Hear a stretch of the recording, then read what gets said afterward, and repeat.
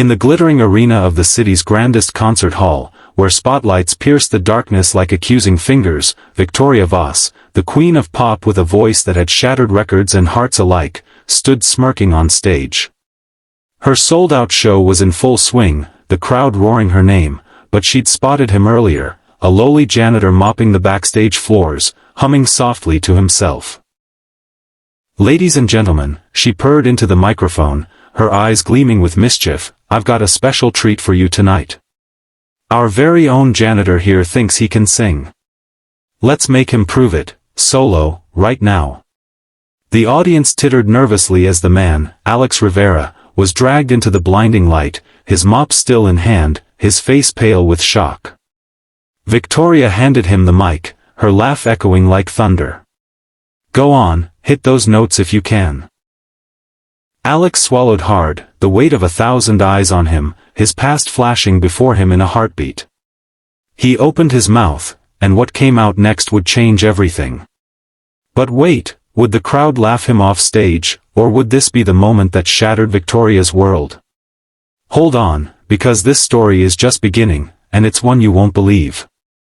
Alex Rivera hadn't always been a janitor. Born in a cramped apartment in the rough edges of the city, where sirens wailed like lullabies and dreams were as fragile as the cracked sidewalks, Alex grew up with music in his blood.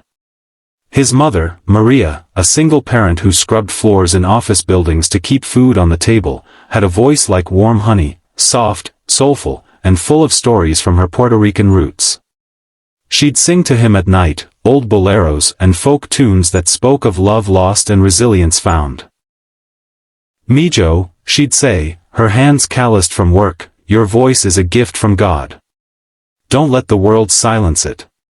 By age 10, Alex was harmonizing with her in the kitchen, his young tenor rising clear and pure, drawing neighbors to their door just to listen.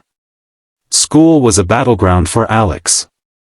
The other kids teased him for his second-hand clothes and the lunchbox that smelled of rice and beans, but music class was his sanctuary. His teacher, Mr.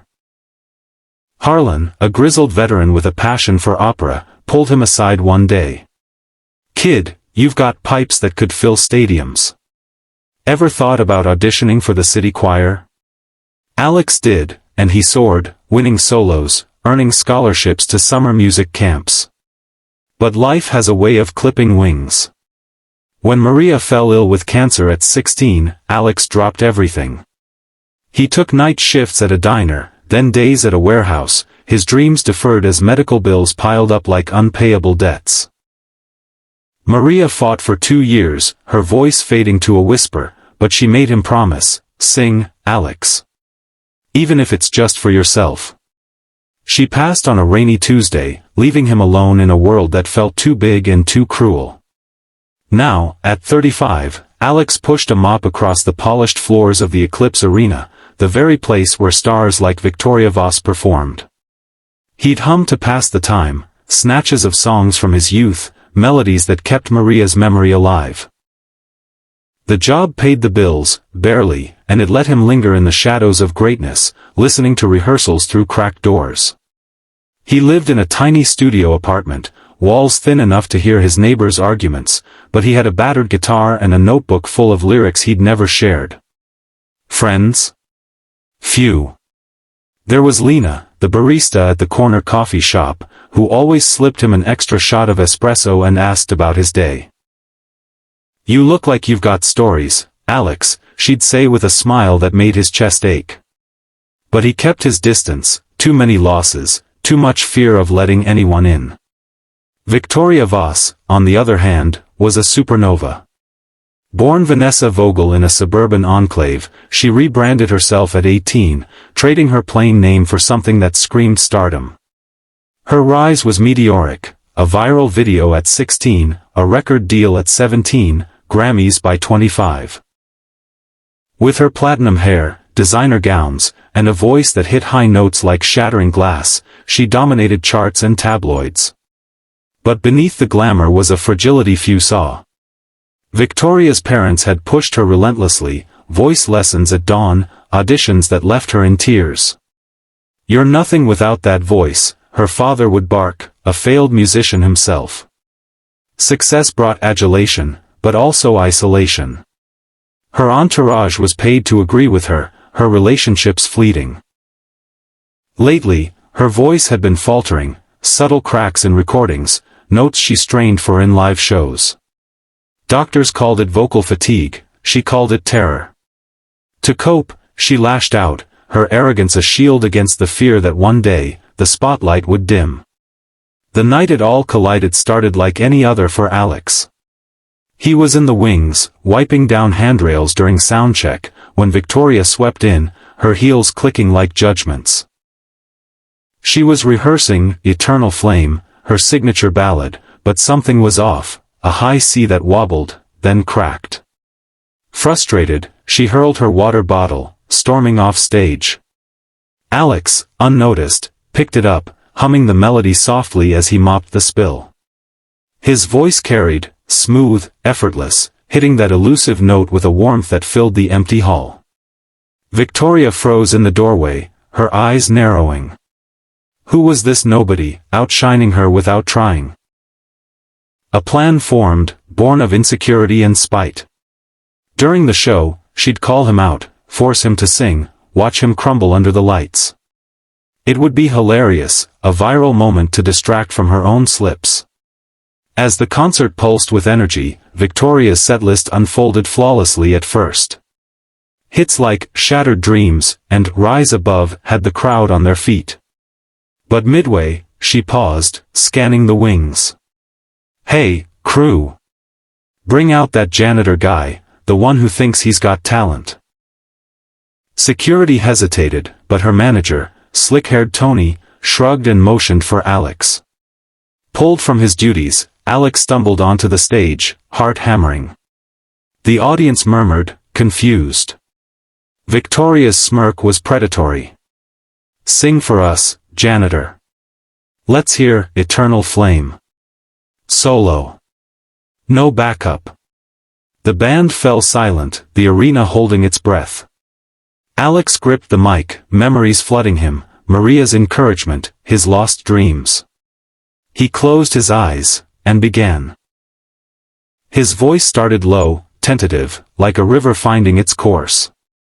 But as the lyrics built, in the darkness, I find my light, it swelled, rich and resonant, weaving emotion into every word. The high note approached, the one Victoria had botched. Would he falter? The crowd leaned forward, tension thick as fog. He hit it, pure, soaring, not just matching Victoria's range but infusing it with soul she'd never touched. The arena erupted, cheers drowning out her stunned silence. But as the applause crested, Victoria's face twisted in fury. She snatched the mic back. That's cute. But can you handle a duet? Right now, with me? Alex nodded, adrenaline surging. They launched into an impromptu harmony, her polished technique clashing with his raw passion. Midway, her voice cracked again, exposed. The crowd noticed, whispers spreading. Victoria pushed harder, but Alex adapted, covering her flaws seamlessly. As the song ended, the ovation was thunderous, for him. Backstage, she cornered him. Who are you, really? But before he could answer, Tony burst in, viral alert. The videos exploding online. What would happen next? Would fame lift Alex up, or drag him down? The aftermath was a whirlwind. By morning, clips of the janitor's triumph flooded social media, hashtags like #HiddenTalent and #VictoriaHumble trending worldwide. Reporters camped outside the arena, and Alex's phone, usually silent, buzzed with unknown numbers. Lena texted him first. Saw the video.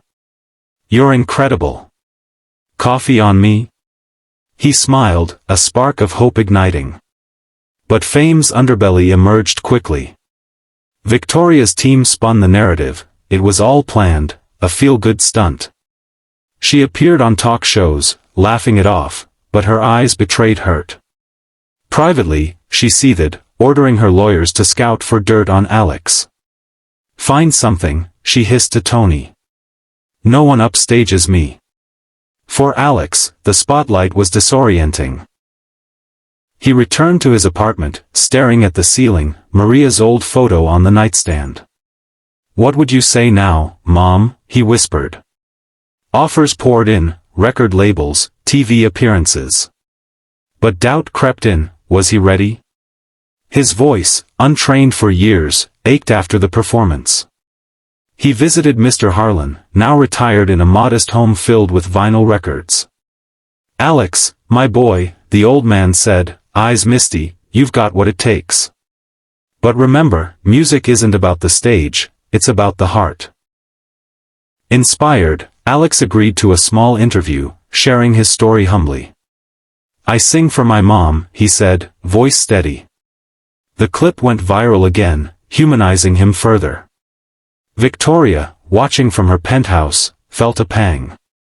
Her own mother had called, distant as always, "Don't let some nobody steal your thunder." But alone, Victoria practiced, her voice straining. She recalled her first open mic, the joy before the pressure. "Maybe I need to remember why I started," she muttered. In a bold move, she reached out to Alex via Tony, "Meet me. We need to talk." They met at a quiet cafe, away from paparazzi.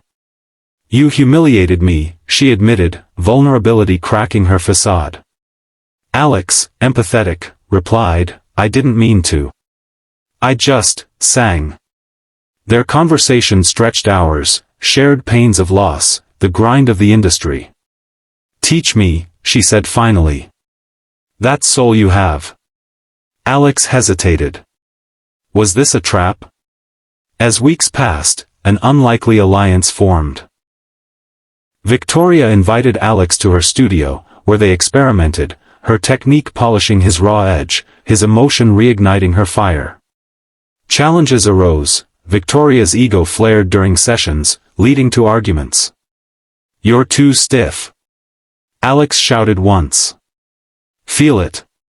She stormed out, but returned, apologetic. Alex faced his own demons, flashbacks to Maria's hospital bed, fear of failure. Lena became his anchor, their coffee dates evolving into walks in the park. "You're not just a janitor, Alex," she said, taking his hand. "You're a star." But tabloids twisted it, Victoria's secret protégé, or rival. Pressure mounted for a joint performance. The climax loomed, a charity concert for cancer research, in honor of Maria. Victoria insisted on co-headlining with Alex.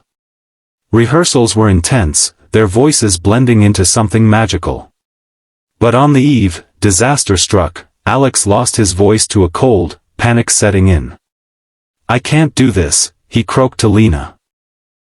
She held him. "You will." For her. Victoria, hearing, brought herbal teas and encouragement. "We've got this, together." The night arrived, arena packed. As they took the stage, Alex's throat tightened. The first song faltered, his notes raspy. The crowd murmured. Would he crumble under the pressure once more? He pushed through, drawing on reserves he didn't know he had. By the chorus, his voice cleared, harmonizing with Victoria's in perfect synergy. She hit her highs with renewed power, inspired by his depth. The finale, a new duet they co-wrote, Unbroken Voices, brought tears to eyes, standing ovations lasting minutes. Backstage, Victoria hugged him. "Thank you. You reminded me what music's about." Alex smiled. "We all need that sometimes." Months later, Alex signed a modest deal, releasing an album of originals infused with his life stories. Victoria's next tour featured more soulful tracks, her arrogance softened. He and Lena grew closer, her support unwavering. The janitor's mop gathered dust, his guitar became his companion. Life wasn't perfect, fame brought trolls and exhaustion, but Alex found peace in pursuing his passion. In the end, this tale reminds us, talent hides in unexpected places, and true greatness comes from humility and heart. Never mock someone's spark, it might just ignite your own. If you were moved by this story, hit that like button and subscribe for more inspiring tales. Your support means the world.